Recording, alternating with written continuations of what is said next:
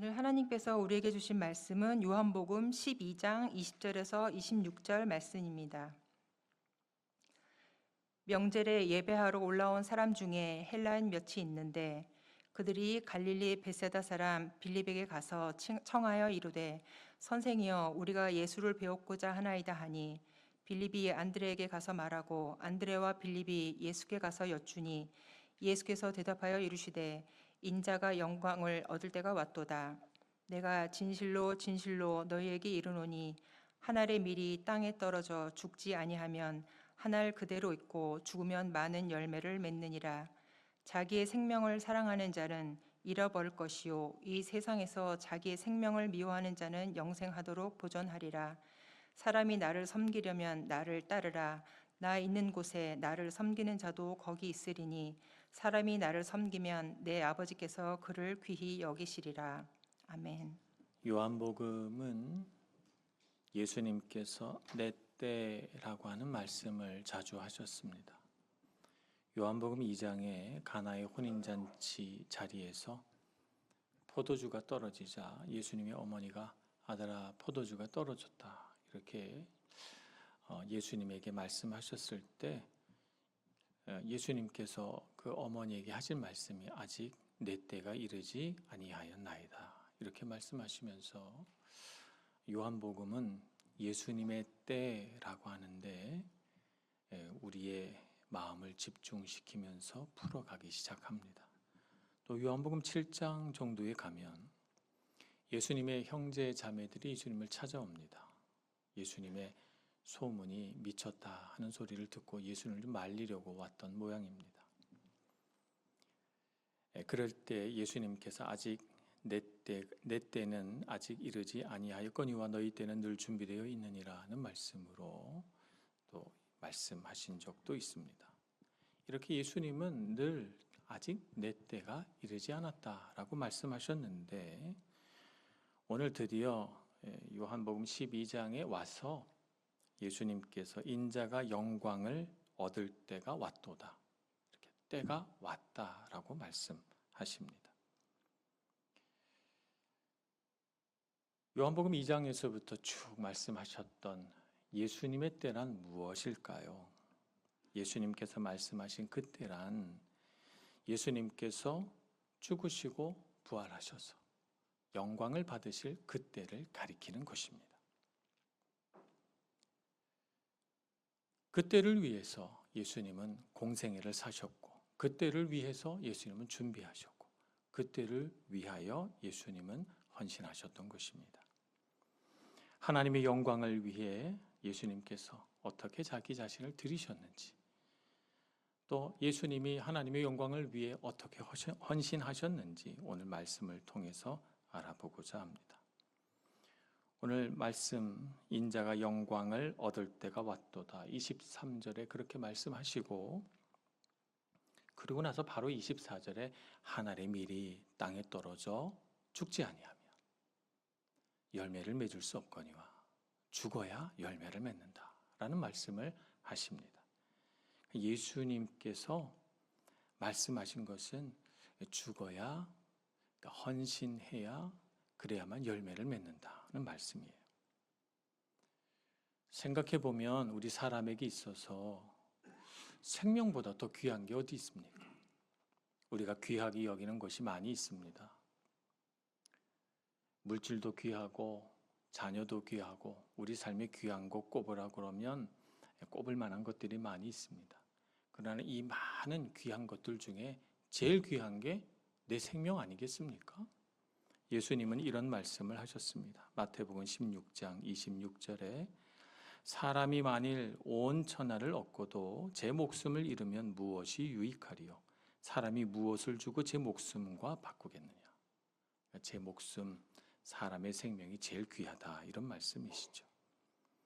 그런데 이렇게 제일 귀한 것이 목숨인데 이 생명보다 더 귀한 것이 있다고 말씀하셔요. 생명보다 더 귀한 게 있다. 내 생명보다 더 귀한 것 말입니다. 마가복음 12장 30절에서 예수님은 제자를 가르치시면서 이렇게 말씀하십니다. 내 마음을 다하고 목숨을 다하고 뜻을 다하고 힘을 다하여 주 너의 하나님을 사랑하라. 목숨을 다하여 하나님을 사랑하라. 이렇게 말씀하셨습니다. 목숨이 제일 중요한데 내 목숨을 가지고 주님을 사랑하는 것이 진짜 사랑이지. 목숨을 다하지 않는 사랑은 사랑이 아니라고 본 것입니다. 그래서 우리는 가장 귀한 분, 하나님 아버지 한 분을 위하여 내 목숨을 다해 사랑하는 그 삶을 살아야 되겠습니다.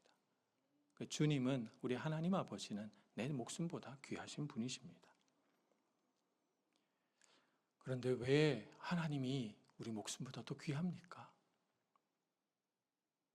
하나님께서 우리 목숨보다 더 귀하신 것은 그분이 우리 생명의 근원이시고 그분이 우리에게 생명을 주신 창조주이시기 때문에 그렇습니다. 그리고 그분이 우리를 사랑하셔서 우리를 위하여 자기 아들도 아끼지 않으시고 내어주셨습니다. 자기 아들의 생명을 우리에게 주신 거예요. 그래서 우리가 우리 생명을 다해서 주님을 사랑하는 것이죠. 모든 생명이 하나님으로부터 나오고 그리고 모든 생명이 하나님께로 돌아갑니다. 하나님은 생명의 근원이십니다. 하나님은 생명의 본질이십니다. 그래서 하나님을 사랑하라, 너의 목숨을 다해서 하나님을 사랑하라 라고 하는 이 말씀은 생명의 본질, 생명의 근원을 사랑하라는 뜻이고 내 생명보다 더 큰 생명, 영원한 생명과 연결되어서 그 영원한 생명을 누리라 하는 축복의 말씀이지, 내 생명을 가치 없이 여기라, 내 생명을 없애버려라는 말씀은 아니라는 사실을 우리가 알면 좋겠습니다. 그래서 사람이 자기의 생명을 사랑하는 바른 방법은 생명을 창조하시고 다스리시는 하나님을 사랑하고 그분께 헌신하는 것이 자기 생명을 가장 잘 사랑하는 방법입니다. 하나님께 자기의 생명을 바쳐서 자기 목숨을 들여서 하나님을 사랑하고 하나님을 헌신하는 곳에 열매가 맺힙니다. 또 다른 열매가 맺히는 것이죠. 우리가 자식을 낳고 자식을 키웁니다. 어떻게 키웁니까? 자식을 낳고 이 자식을 위하여 내가 가진 물질을 다 쏟아붓습니다. 자식이 나한테 뭘 해줄까 이런 어떤 보답을 바라고 하는 게 아니에요. 그냥 자식을 너무 사랑하니까 내 물질을 다 붓습니다. 자식은 나와 똑같다고 생각하니까. 자식을 위해 시간을 다 씁니다. 자식이 원하면 내 모든 시간을 다 내어줍니다. 자식이 원하면 내 에너지를 다 쏟습니다. 내 에너지를 다 들여서 자식을 키웁니다. 그렇게 해서 어느 날 거울을 보니 나는 늙어 있습니다. 자식 키우느라 다 늙어서 주름이 가득합니다. 근데 그런 내 얼굴을 보고 나는 뭐하다 이렇게 됐나 이렇게 생각하시나요? 자식을 키운 보람이 있어서 내 인생이 아깝지 않다 이렇게 생각하시지 않겠습니까? 우리 부모들이. 나는 점점 쇠하여지나 젊고 아름답고 늠름해지는 우리 자녀들을 바라보면서 내가 참 잘했구나, 내가 헌신하길 잘했구나 이렇게 생각하지요. 그래서 우리 자녀들이 나보다 더 멋진 인생, 더 넓은 세상을 살아가도록 축복하는 마음이 부모의 마음에 가득하지 않습니까? 저도 살아보니까 여러 가지 보람된 일이 많습니다만 자식 키운 것만큼 보람된 일이 없더라고요. 생명이란 것은 단순히 밥을 먹고 자라는 것이 아닙니다. 생명은 헌신을 먹고 자랍니다. 헌신이 들어가지 않은데 어찌 사람이 온전해지겠습니까? 밀은 땅에 떨어져 자기 자신을 버릴 때 열매를 맺습니다. 자신의 생명을 버리는 것처럼 보이지만 사실은 버리는 것이 아닙니다. 사실은 새로운 생명으로 다시 태어나는 것이죠. 그 생명은 다시 태어나서 놀랍게도 자신과 똑같은 미라를 수십 알, 수백 알을 그 이삭에 맺힙니다. 자기가 자기를 버렸는데 더 많은 열매가 달리는 것이죠. 만약 모든 생명의 조건들이 다 갖추어져 있는데 그 싹이 틔울 만한 땅도 준비되어 있고 햇빛도 준비되어 있는데 물도 주는데 그 미랄이 싹을 틔우지 않는다면 그 미랄은 어떤 미랄입니까? 죽은 미랄입니다. 죽은 거예요. 생명이 없는 거예요. 생명이 있다면 자기를 버려 헌신하고 자라나기 마련입니다.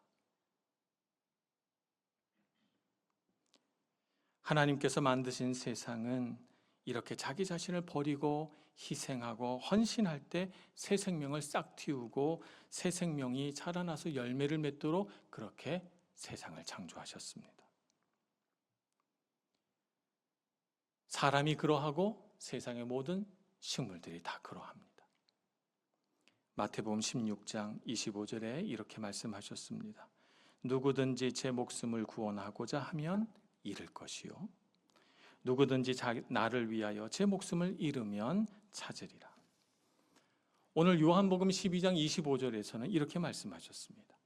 자기의 생명을 사랑하는 자는 잃어버릴 것이요 이 세상에서 자기의 생명을 미워하는 자는 영생하도록 보존하리라. 헌신하고 희생하면 열매를 맺고 생명이 더 커져서 영원한 생명을 얻을 것이지만 자기 생명만을 보존하려고 자기만을 움켜쥐고 사는 사람은 열매도 맺지 못하고 생명도 얻지 못한다라고 말씀하는 것입니다. 사람을 포함한 모든 만물이 이렇게 창조되었음에도 불구하고 죄라고 하는 것이 우리 마음 안에 들어와서 어떤 거짓말을 심는가 하면 내 자신을 위해 살아야만 생명을 얻을 수 있다라고 하는 거짓말을 심습니다. 그래서 다른 사람을 위해 희생하고 다른 사람을 위해 헌신하는 것은 아까운 일이라고 하는 생각이 들고 내가 나를 위해 하지 않으면 누가 나를 위할까? 라고 생각해서 자기 자신만을 위해 살라고 자꾸 거짓말을 심습니다. 우리 안에.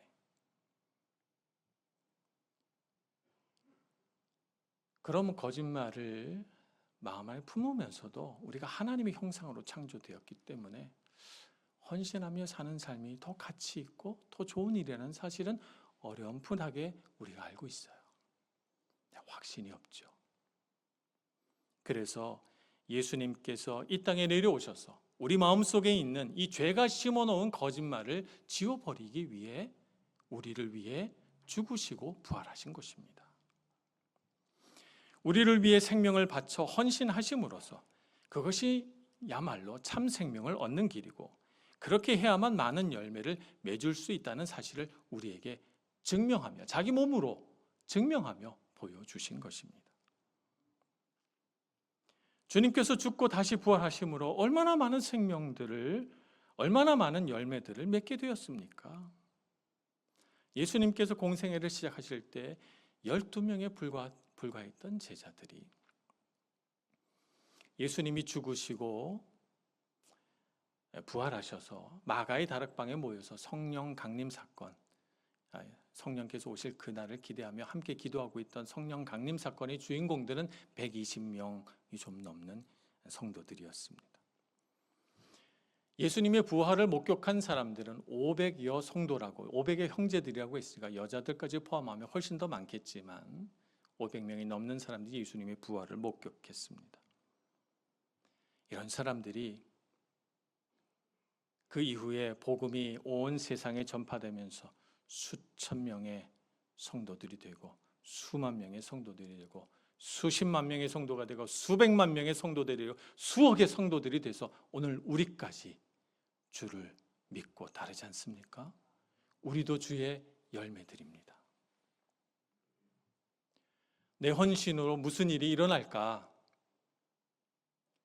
내가 나를 위해 사는 것이 좋지 않을까 이렇게 생각하고 내가 나를 위해 사는 것은 아무 열매를 맺지 못합니다. 딱딱한 내 껍질 안에 갇혀져서 내 생명만을 갉아먹을 뿐입니다. 그러나 우리가 우리의 죄의 껍질을 깨고 예수 그리스도를 따라 헌신하고 희생하며 살아갈 때 우리의 헌신과 희생으로 많은 열매가 맺혀질 줄로 믿습니다. 예수 그리스도께서 하신 것처럼 말입니다. 그러니 여러분 헌신하지 않으시겠습니까? 누가 나를 위하여 살까? 이런 생각을 버리시고 내가 주를 위하여 내 시간과 내 에너지와 내 물질을 드리는 그곳에 주님께서 새 생명을 자라게 해주시고 새로운 열매들을 많이 맺히게 해주실 것이야 라고 믿고 헌신하시는 여러분들 되시길 축복합니다.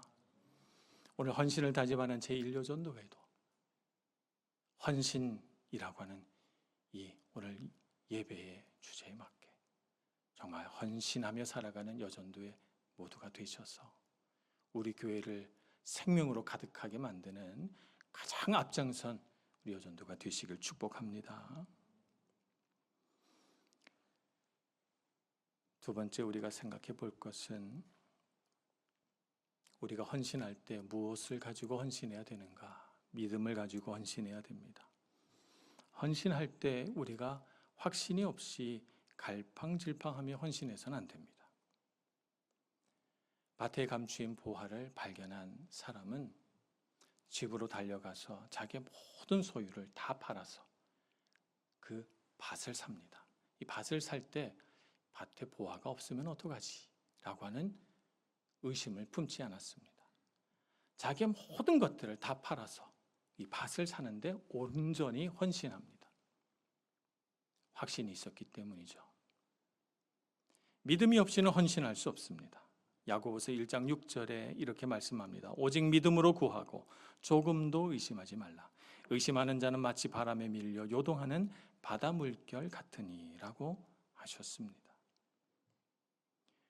하나님께서는 우리의 헌신을 결코 헛되지 않게 하십니다. 반드시 우리가 헌신한 그곳에 열매가 맺히게 하시고 우리가 헌신한 그곳에서 생명이 자라나게 해주십니다. 이 믿음을 가지고 헌신해야 됩니다. 믿음을 가지고 헌신하는 사람에게 하나님은 늘 함께 하시고 이 사람에게 필요한 지혜를 공급하시고 필요한 능력을 공급해 주십니다. 이스라엘 백성이 가나안 땅을 목전에 둔 가데스에서 벌어졌던 일입니다. 각 지파에서 한 명씩 대표자를 뽑아서 정탐을 보냅니다. 12명의 정탐꾼 이야기입니다.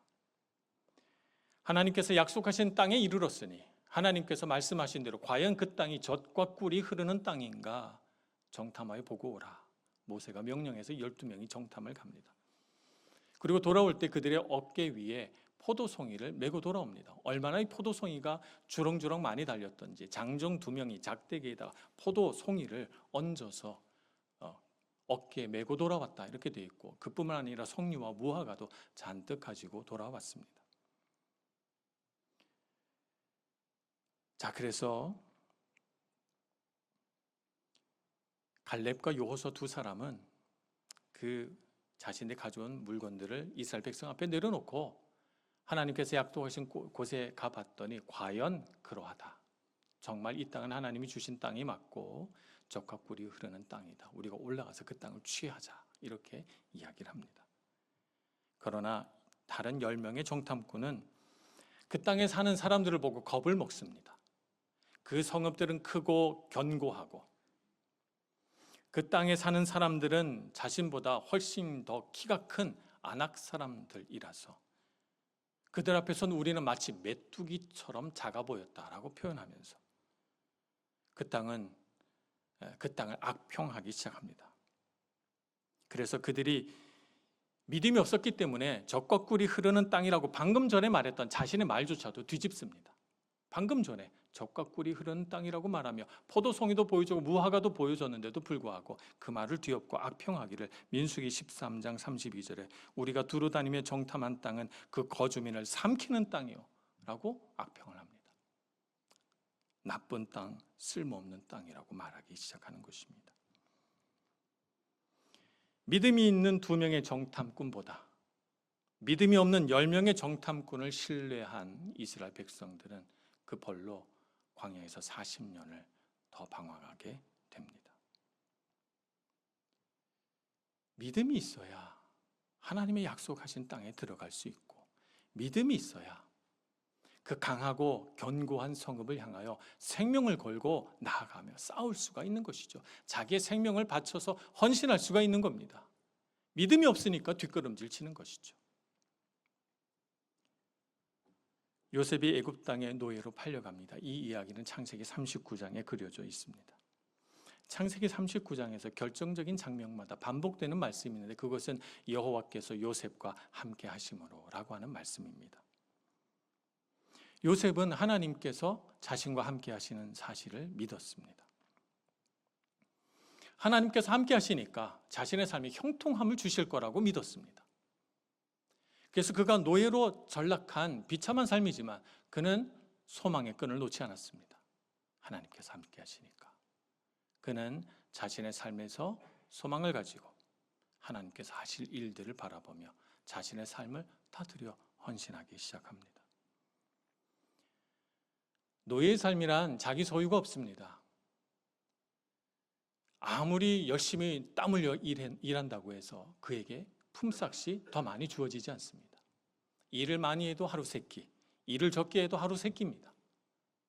이런 노예의 삶이라면 굳이 열심히 일할 필요가 없는데, 근데 요셉은 그렇지 않습니다.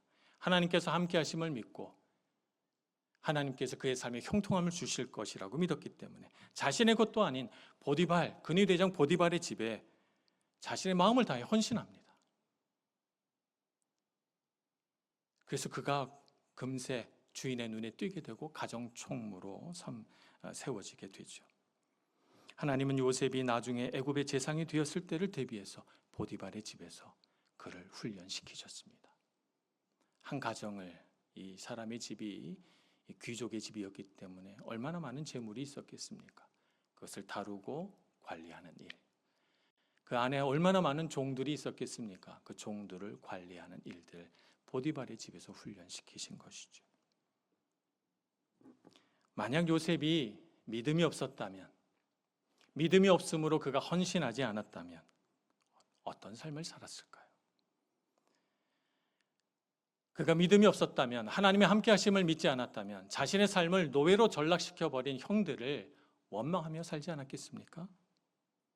그들을 원망하며 평생을 상처 속에서 살며 자신에게 주어진 이 노예 삶을 저주하면서 살았을 것입니다. 내가 왜 보디발을 위해서 살아야 할까? 이렇게 생각하면서 어느 누구를 위해서도 헌신하지 않고 오로지 자기 자신만을 붙들고 살았을 것입니다. 그런 삶을 살았다면 요셉은 노예에서 벗어날 수 있었을까요? 결코 노예의 삶에서 벗어나지 못했을 것입니다. 헌신은 우리의 삶을 달라지게 만듭니다. 상처와 원망, 쓴뿌리는 우리의 믿음을 흔들고 하나님의 함께 하심을 의심하게 만듭니다. 그래서 우리의 삶을 더 비참하게 만들어버릴 뿐이죠. 믿음을 가지고 헌신하시는 여러분들 되시길 축복합니다. 하나님께서는 우리와 함께 계시고 하나님께서 우리의 헌신을 보시고 하나님 우리의 삶의 비밀하고 놀라운 계획을 이루어 가고 있으십니다. 그것을 믿고 우리 앞에 비록 명확하게 보이지 않는다 할지라도 하나님께서 열매 맺혀 주실 줄 믿고 헌신하시는 여러분들 되시길 축복합니다. 즉시로 나타나지 않을지라도 하나님은 반드시 우리 삶에 생명을 주시고 열매를 주십니다. 믿음으로 헌신하는 제1여전도회, 믿음으로 헌신하는 우리 모든 성도님들 되시길 축복합니다. 마지막으로 우리가 헌신할 때 무엇을 위해 헌신해야 되는가? 하나님의 나라를 위하여 헌신해야 됩니다. 예수님께서는 제자들에게 기도를 가르치실 때 가장 먼저 아버지의 뜻이 이루어지기를 위해 기도하라고 가르치셨습니다. 주기도문 다 아시죠? 아버지의 뜻이 하늘에서 이루어진 것처럼 땅에서도 이루어지기를 기도합니다. 하나님의 뜻, 아버지의 뜻이 이루어지는 것이 예수님의 삶의 목표입니다. 마태복음 7장 21절에 예수님이 이렇게 말씀하셨습니다. 나더러 주여 주여 하는 자마다 다 천국에 들어갈 것이 아니요 다만 하늘에 계신 내 아버지의 뜻대로 행하는 자라야 들어가리라. 이렇게 말씀하셨어요. 아버지의 뜻대로 행하는 자, 이 사람을 예수님은 귀히 여기시고 이 사람이 천국에 들어갈 자라고 말씀하십니다.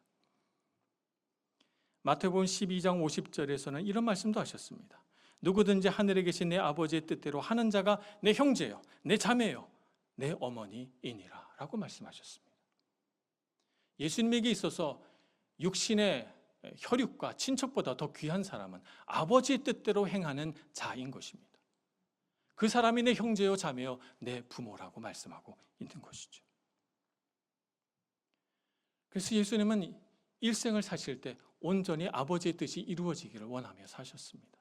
그것이 설령 고난이라 할지라도, 그것이 내 삶에 어떤 아픔과 상처를 가져다 준다 할지라도 아버지의 뜻이라면 기꺼이 그 아버지의 뜻에 순종할 준비가 되어 있으셨습니다. 그래서 겟세마네 동산에서 고난을 앞두고 기도하실 때 이렇게 기도하셨죠. 내 원대로 마시옵고 아버지의 원대로 되기를 원하나이다.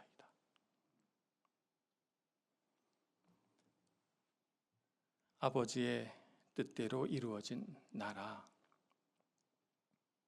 하나님 아버지가 자신의 뜻대로 다스리시는 나라가 하나님의 나라입니다. 우리는 이 하나님의 나라를 위하여 살아야 합니다. 무엇을 위하여 헌신해야 되는가? 하나님의 나라를 위하여 헌신해야 됩니다. 그런데 하나님의 나라는 이탈리아나 대한민국처럼 영토와 국경이 있는 보이는 나라가 아닙니다. 하나님의 나라는 눈에 보이지 않는 나라이죠. 하나님의 나라는 어디에 있습니까? 우리 마음에 있습니다. 하나님의 나라는 어디에 있습니까? 하나님의 나라는 우리 모두입니다. 하나님의 뜻을 품고 살아가는 성도 모두가 하나님의 나라입니다. 그러므로 하나님의 나라가 이 지상에서 가장 하나님의 나라에 근접하게 구현된 곳이 어디입니까? 교회입니다. 이 세상에서 하나님의 나라에 가장 가까운 곳이 교회입니다. 그래서 우리가 교회를 위하여 헌신해야 되는 것입니다. 우리 교회의 예배가 바로 서고, 우리 교회가 교회다워지고, 우리 교회에 믿음 있는 사람들이 길러지고, 우리 교회에서 하나님의 뜻이 이루어지길 바라는 풍성한 기도가 이루어질 때 우리 교회는 하나님의 나라가 됩니다. 그런데 교회 안에서조차 하나님의 나라를 이루지 못하면서 어떻게 세상에 나가 하나님의 나라를 이루겠습니까? 세상 사람들이 교회 안에서도 하나님의 나라를 이루지 못하는 우리 모습을 보면서 아니, 교회 안에서도 이루지 못하는 나라를 우리한테 와서 이루겠다고 하는가? 이렇게 말하지 않겠습니까? 그러니 세상에 나가서 하나님의 나라를 이루기 전에 교회 안에서부터 하나님의 나라를 이루어야 할 줄로 믿습니다. 그 하나님의 나라를 위해 헌신된 저와 여러분이 되기를 소원합니다. 우리 교회가 건강한 교회, 하나님의 뜻이 이루어진 교회, 헌신하는 성도들이 가득한 교회, 자기를 앞세우지 않고 남을 위하여 먼저 자기를 낮추는 사람들이 가득한 교회가 되기를 소망합니다. 자기를 주장하고 자기의 생각대로 이루어지기를 바라는 그런 교회가 아니라 하나님의 뜻이 이루어지기를 바라서 하나님의 뜻이 무엇인가를 알기 원해서 기도하는 자들로 가득한 교회가 되기를 소망합니다. 그렇게 헌신하는 우리 일요전도회가 되기를 바라고, 또 우리 모든 성도님들이 되어서 우리 밀라노에서 가장 하나님의 나라에 가까운 교회, 아니 이 세상에서 가장 하나님 나라에 가까운 우리 밀라노 환인교회가 되기를 간절히 소원합니다. 오늘 26절에 이렇게 말씀합니다. 사람이 나를 섬기려면 나를 따르라. 나 있는 곳에 나를 섬기는 자도 거기 있으리니 사람이 나를 섬기면 내 아버지께서 그를 귀히 여기시리라. 이렇게 말씀합니다. 예수님을 따라 살고 예수님이 계신 곳에 예수님과 함께 있고 예수님이 섬길 때 예수님이 섬기는 모습처럼 섬기는 삶을 살아갈 때 그 사람을 하나님은 귀히 여기신다 말씀하십니다. 예수님을 따라 십자가의 길 걸어가기를 소망합니다. 예수님처럼 고난의 현장에 있기를 소망합니다. 예수님처럼 섬기는 자가 되기를 소망합니다. 낮은 자가 되어 섬기는 자가 되어 아름답게 섬겨가는 우리 공동체가 되기를 소망합니다. 그래서 우리가 정말 하나님 앞에서 풍성한 열매를 많이 맺어서 여기서도 열매, 저기서도 열매, 풍성한 열매가 맺혀져서 우리 교회 곳곳마다 풍성한 열매로 하나님 앞에 영광 돌리는 아름다운 우리 교회 되기를 간절히 소원합니다. 기도하겠습니다. 자비하신 하나님, 우리같이 아무것도 아닌 사람들을 위하여 그 귀하신 아들 예수 그리스도를 이 땅에 보내시고 그 아들을 그 생명을 주셨습니다. 우리가 무엇이길래 우리를 이렇게 사랑해 주셨습니까? 우리도 하나님을 위하여 우리 마음을 다하고 목숨을 다하여 사랑하며 섬기기를 소망합니다. 우리 안에 주신 능력, 우리 안에 주신 물질, 우리 안에 주신 모든 지혜를 다하여 주님 앞에 가장 낮은 자 되어 섬기고 또 섬겨 하나님 앞에 영광 돌리는 저희들 되게 해 주옵소서. 예수님의 이름으로 기도합니다. 아멘.